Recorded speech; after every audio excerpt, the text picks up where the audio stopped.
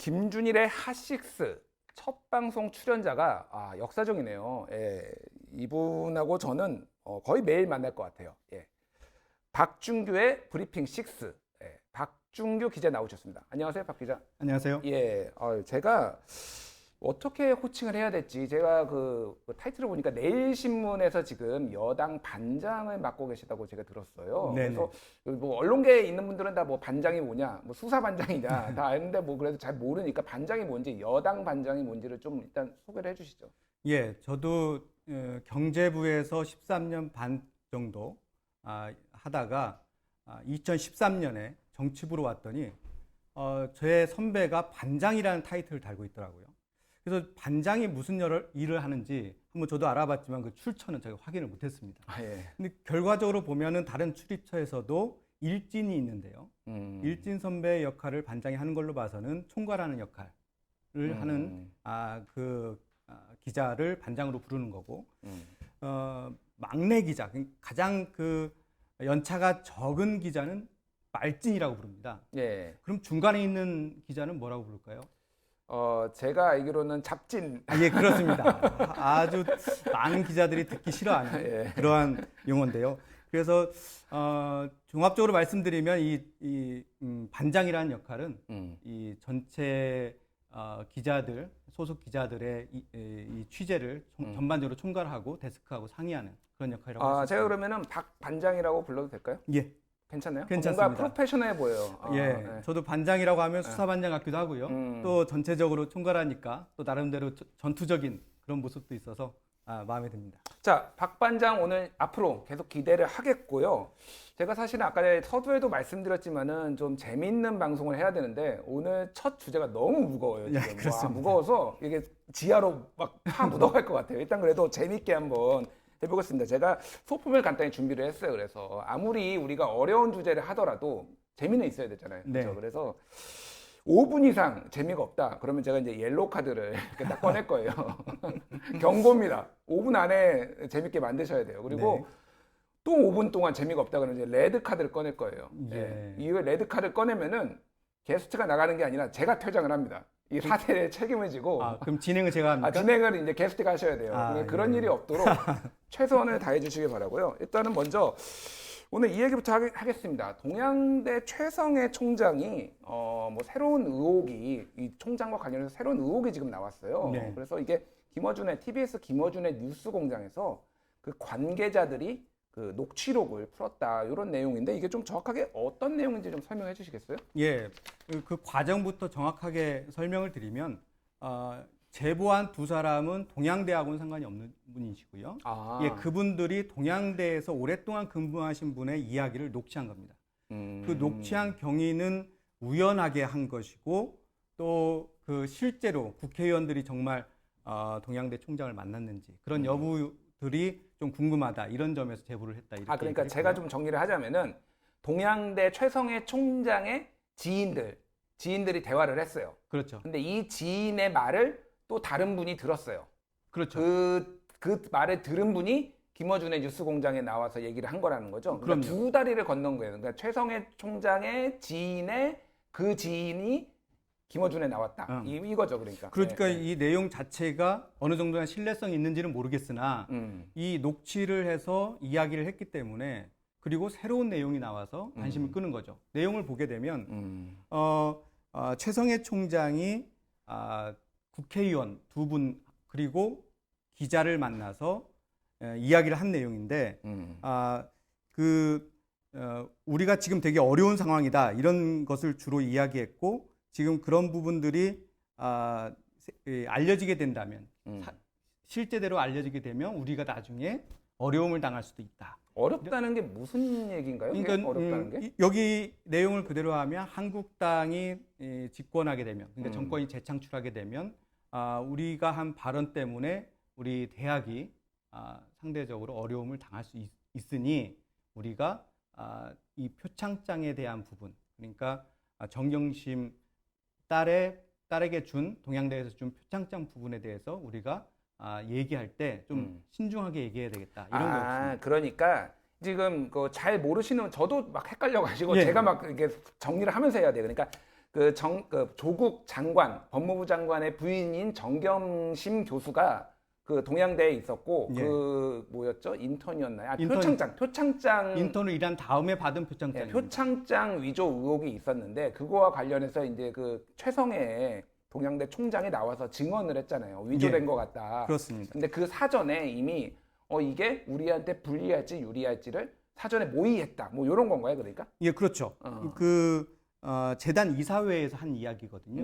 그러니까 그 자리에서 최성해 총장이 이 조국 편을 잘못 들었다가는 자한당이 정권을 잡게 된 이후에 학교가 문을 닫을 수도 있다. 뭐 이런 내용이었고요. 그러면 그래서 서울에 올라가서 의원 2명과 또 기자 1명을 만났다. 그 이런 의원 내용입니다. 2명은 더불어민주당은 아닌 것 같고. 그렇죠. 그러니까. 네, 한국당인데 음. 누군지는 확인이 안 되고 있고요. 우리 추정컨대 그 지역과 연관돼 있는 분이 아니냐. 그런데 그것마저도 현재는 확인이 전혀 안 되고 있습니다. 요거를 좀 더 이제 좀만 더 들어가면은 한마디로 얘기하면은 최성해 총장이 위조됐다라고 얘기했지만 그거에 대한 어떤 진정성이라는 것이 지금 굉장히 흔들리게 됐다. 이 진술로 그렇게 이해를 하면 되는 건가요? 예, 그렇습니다. 제가 알아본 바로도 최성해 총장이 상당히 말씀을 많이 하는 걸 좋아하시고 특히 언론과의 접촉이 매우 많았잖아요. 말 되게 많으시더라고요. 그러니까요. 그러다 보면 그 말하는 과정에서 좀 부풀려질 수도 있고 좀 다르게 이야기할 수 있는 그런 부분들도 좀 많이 있어서 처음부터 좀 신뢰가 좀 떨어지는 부분도 있지 않았습니까? 저는 솔직히 그 처음 그분 말씀하시는 그 말하는 걸 보면서 이상하다고 생각을 했던 게 그 도장 찍어준 거를 본인이 어떻게 다 기억을 해요. 예. 그러면은 일반적으로 나 잘 모르겠다 이렇게 얘기를 했는데 너무 확신에 차가지고 이건 위조된 것 같은데 이렇게 얘기를 하니까 저분 좀 이상하다라는 생각을 하긴 했거든요. 예. 근데 그 배경에 이게 있을 수도 있다. 정치적 고려가 있을 수도 있다라는 가능성이 제기된 거죠. 그렇죠. 지금. 예, 사실 확인은 전혀 안 되고 있는 상황입니다. 두 번째 내용이 또 있던데 뭐 조국 법무장관 그 당시는 이제 민정수석이었겠죠. 민정수석에게 뭔가 최성해 총장 측이 동양대 발전을 위해 정경심 교수에게 뭐 청탁 비슷한 거 했다라는 내용도 있던데 그건 뭐 어떤 내용인가요? 예, 그건 이제 그 전부터 충분하게 이 얘기가 됐던 부분이어서 이제 많은 그러니까 얘기가 이미 됐던 상황이거든요. 이제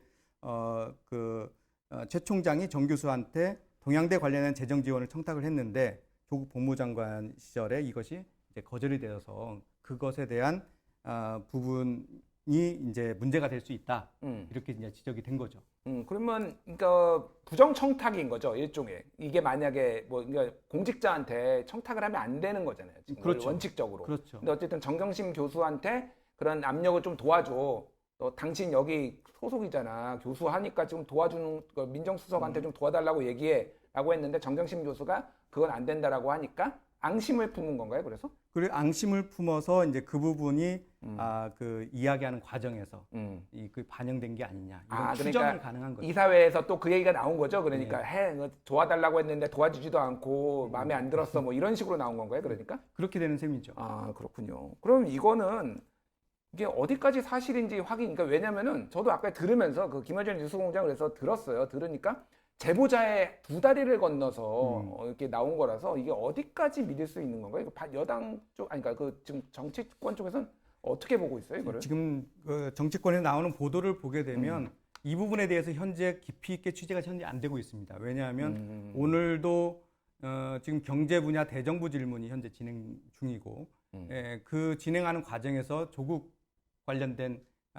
장관 관련된 이야기가 계속해서 확대 재생산되고 있기 때문에 이 부분에 대해서 취재할 여력이 없습니다, 지금. 그래서 아직은 관심의 대상이 아니지만 점점 이거에 대해서 많은 관심을 가질 것 같고요. 특히 내일 그 대정부 질문이 교육과 관련된 내용입니다. 이 부분에 있어서 여당 입장에서는 야당의 공격에 맞설 수 있는 또 하나의 카드가 준비됐다는 점에서 내일 대정부 질문 오후에 있는데요. 상당히 이 경쟁이 심할 것 같습니다. 일단 한번 들어보죠. 제가 약간 저도 오늘 처음 진행해가지고 좀 정신이 하나도 없는데 그 김어준의 뉴스공장에 나온 그 녹취록 한번 들어볼까요? 준비 안 되셨나요? 정권 잡으면 학교 문 닫아야 돼. 그렇지 않아요? 자한당에 놔두겠어요. 27일 날 바로 서울로 올라가서 하고 하고 전부 다 서울로 올라오라고 해서 서울에서 다 만났어요. 요게 이제 처음에 얘기했던 자유한국당 의원들 만나가지고 지금 말한 내용 그 예. 전에 이제 그 내용인 거죠. 그러니까 이게 불이익을 받을 수가 있다 자유한국당한테 그런 내용인 거죠. 지금 그렇게 그러니까. 되는 거죠. 그렇군요. 이게 뭐 지역적으로 보게 되면 그쪽 지역 그냥 경북 지역이거든요. 그 동양대 소재 지역이 그러니까 그쪽은 대부분이 한국당 성향의 그 의원들이 대부분인데 실질적으로 지역구 국회의원들이 그 지역의 사학에 대해서는 상당히 관심 있게 관리를 하잖아요. 이게 포털에서는 엄청 막 돌았더라고요. 그래서 그 실검에 굉장히 높은 순위에 올랐는데 이게 또 재밌는 게 다음에서는 이게 최성애 이름이 1위에 올랐는데 네이버에서는 아까 오후 1시 기준으로 13위. 그래서 좀 순위가 낮고 지금은 아예 네이버에서 빠졌더라고요. 이게 다음하고 네이버의 또 성향 차이를 좀 많이 보여주는 게 아닌가 하는데 어떻게 보세요, 그거는? 뭐 이게 이제 지금 그 뭐 여당뿐만 아니라 야당 서로 이제 바뀔 때에도 이 포털 사이트의 어떤 성향에 대해서 얘기가 많이 있습니다. 또 그 검색 순위가 어떻게 이렇게 달라질 수 있는지 이런 논의도 많이 있는데 그래서 이게 자기한테 불리하면은 지금 그 포털에 의해서 여론이 조작되고 있다. 이렇게 이제 주장하기도 하고요. 이런 부분에 대해서 계속해서 논란이 있는 그런 지점이죠. 자, 이 내용은 저희가 2부에서 좀 이 조국 뉴스를 지금 전수조사, 빅데이터 전수조사를 했는데 조금 더 포털 내용이 어떤 뉴스들이 나왔는지 그거는 좀 짚어보도록 하겠습니다. 일단은 요 정경심 씨, 여기 최성해 총장 거는 요 정도로 마무리를 하도록 하고요. 네. 토요일 촛불 집회 다녀오셨나요? 저는 못 갔습니다. 못 가셨어요? 예, 집이 그 근처라면서요?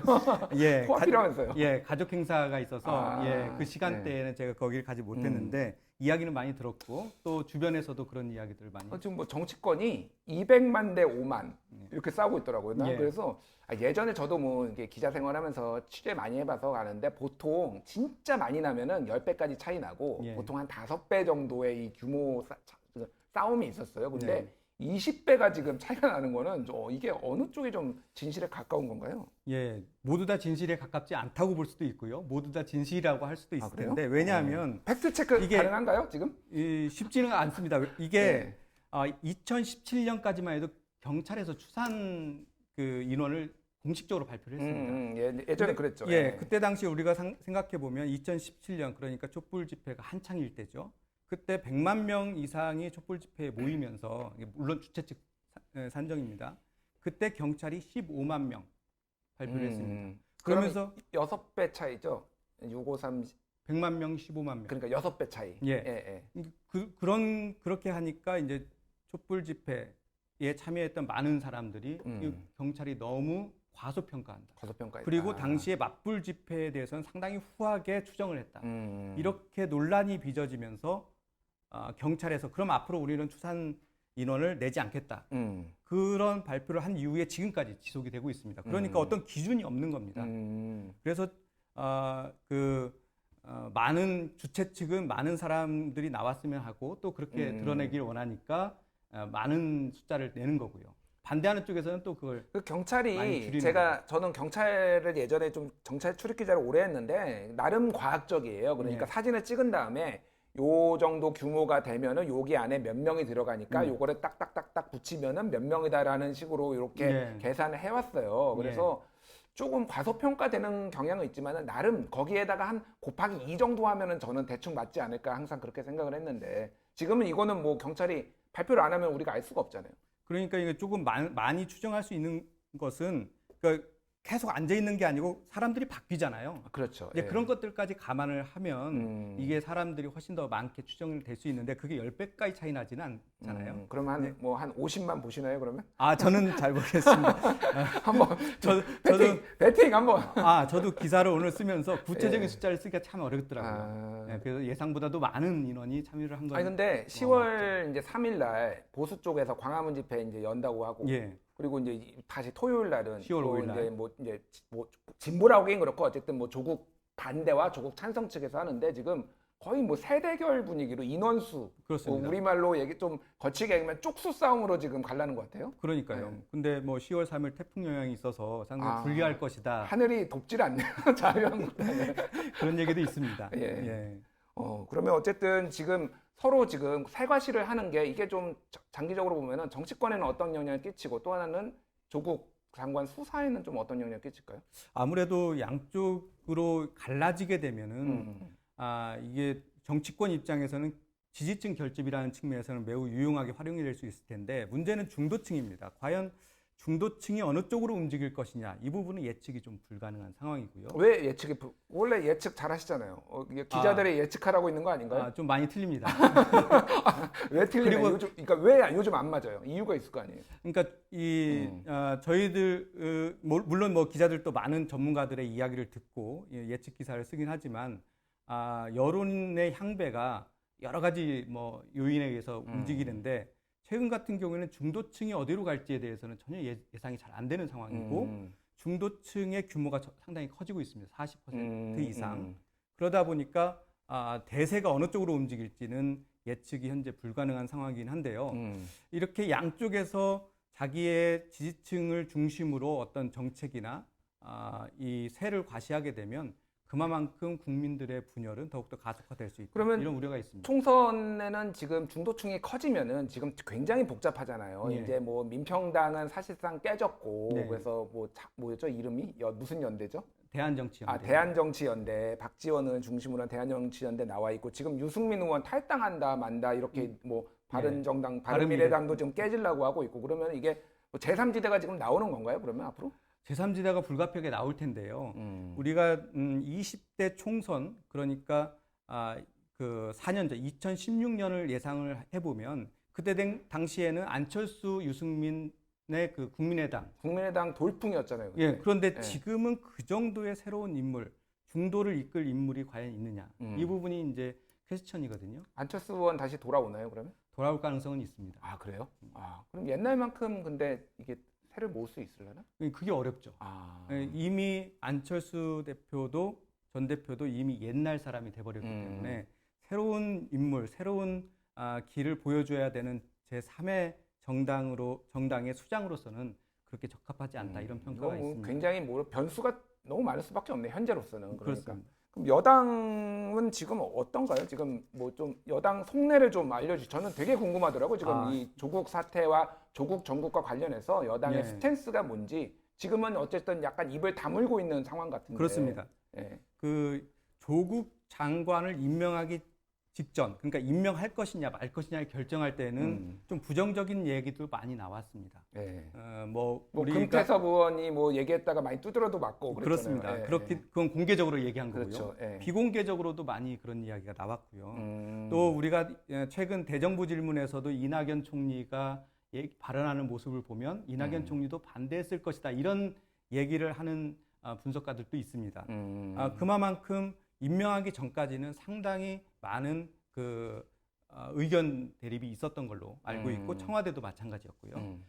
그런데 결과론적으로 보면은 대통령과 조국 장관이 일단은 임무를 수행하는 걸로 결정을 한 상황이라 여당 입장에서도 대놓고 반대를 하기가 상당히 어려운 현재 국면이고요. 특별히 지금 지난주 촛불 집회를 거친 이후에는 여당 입장에서도 지금 조국 장관에서 부정적인 이야기를 한다는 것은 검찰 개혁을 반대한다 또는 검찰 개혁을 무력화한다 이런 비판을 받을 수 있기 때문에 상당히 함구를 하고 있는 그러게요. 상황입니다. 이거 좀 말하기가 애매한 지금 뭔가 상황이 되는 것 같아요. 지금 상황이. 예, 그렇습니다. 좀 검찰 개혁을 좀 뭐 여쭤볼게요. 좀 마지막 질문으로 검찰 개혁이 그러니까 대통령이 하는 거가 있고, 그러니까 네. 행정부가 하는 게 있고, 또 뭐 국회가 할 몫이 있고, 뭐 여러 가지가 있잖아요. 그렇습니다. 지금 그래서 어떻게 지금 이거 시나리오가 흘러가고 있나요? 지금?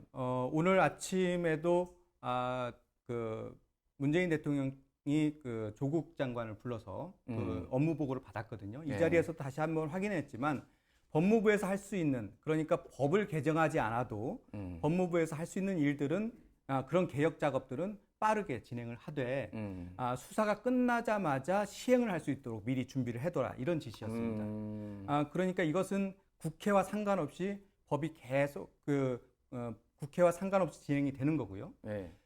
국회에 올라와 있는 그 공수처법 그리고 검찰개혁법은 현재 패스트트랙으로 올라가 있습니다. 그거 어떻게 되나요? 지금 나 기사가 안 나와서 예, 궁금해 죽겠더라고요. 지금 패스트트랙은 법사위에 당연히 올라가 있겠죠. 그렇죠. 예. 법사위 관련 법안이기 때문에 상임위에서는 180일 그리고 법사위에서 90일 있어야 되는데 180일이 끝나는 게 이달 말입니다. 그러면 법사위에서 끝난 법안 그 개혁 법안이 다시 법사위에서 또 논의를 해야 되느냐 예. 이런 것이 지금 현재 쟁점이고요. 그것이 유권 해석상으로는 그럴 필요 없다. 왜냐하면 지금 현재 법사위에 올라가 있는 일반 법안들도 법사위에서 통과되면 바로 본회의로 올라가거든요. 그런데 법사위에서 이번에 또다시 패스트트랙 법안만 또 90일을 더한다는 것은 논리에 맞지 않다. 이런 주장이 많기 때문에 그렇게 되면 10월 말이면 본회의로 넘어갈 가능성도 있습니다. 아, 그러면 이건 또 뭐 만만치 않은 또 뭔가 전쟁이 또 벌어지겠네요, 국회에서. 그러면. 그런데 이 부분에 대해서는 여당 입장에서 좀 자신만만해 하더라고요. 아, 그래요? 이게 법안이기 때문에 인사와 다르게 자기가 투표한 것이 전광판에 뜹니다. 그렇죠. 예. 이 의원은 O, 저 의원은 X 이렇게 그렇죠. 표했다는 예. 게 나오잖아요. 그렇다면 현재와 같이 열망이 검찰개혁 열망이 이렇게 뜨거운데 그렇죠. 어떻게 X를 할 수 있겠느냐라는 거죠. 특히나 진보 진영 그러니까 호남계 의원들이 동의만 해준다면 현재 그 민주당의 표 그리고 정의당의 표를 모으면 과반이 넘을 것이다. 그러니까 조국 장관이 맞듣지 않더라도 검찰개혁에 대해서는 힘을 실어줄 수밖에 없고 그게 다 공개되면은 여론의 압박 때문에 검찰개혁 패스트트랙 안은 통과될 가능성이 높다 이렇게 좀 그렇죠. 전망이 나오는 거고요. 사실 민주당 네. 내부에서도 또 그 진보 진영 내부에서도 현재와 같은 방식의 검찰개혁법이 정말 필요하냐, 적절하냐, 필요한데 적절하냐, 좀 더 손을 봐야 되는 거 아니냐 이런 게 있는데 그것이 여하튼 본회의장으로 올라오게 되면 반대할 수는 없다는 결론이죠. 알겠습니다. 오늘 첫 시간이었는데 소감이 어떠셨나요? 좀 긴장되긴 했는데 예, 상당히 잘 진행해 주셔서 저도 편하게 많이 할수 긴장됐어요. 있었습니다. 사실 굉장히 긴장했고요. 근데 노잼이었습니다. 안 올라갔네요. 우리 스스로 저도 까먹고 있었어요. 저도 스스로. 계속 보고 있었는데 안 올라갔어요. 다음부터는 좀 더 재밌게 해주시기 원하고요. 그리고 예. 오늘 그 선물을 하나 가져오셨다고. 예. 오늘 첫 방송이라 제가 어떤 것을 가져와야 될까 이렇게 생각을 하다가요. 이 방송이 말씀하신 대로 국민 TV 아니겠습니까? 국민들이 좀 시원한 방송 만들어 주십사. 제가 기대하는 마음으로 아이스크림 케이크를 가져왔습니다. 뭐 이런 걸 감사합니다. 참 감사드리고요. 저희는 게스트의 이런 선물 환영합니다. 앞으로 이거 방송을 보시는 게스트들 꼭 이런 거 하나씩 들고 오시면은 감사하겠습니다. 예, 농담이었고요. 오늘 수고해 주셔서 감사드리고 우리는 매일 봐야죠. 이제 친해져야죠. 네네. 네, 그럼 또 내일 뵐게요. 예, 고생하셨습니다. 감사합니다. 네. 예.